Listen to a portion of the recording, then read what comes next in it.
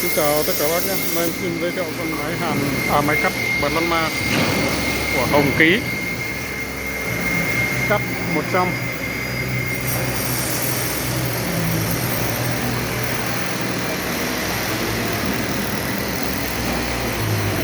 Cắt thép y. Dùng cho các bác công trình này, cắt thép y.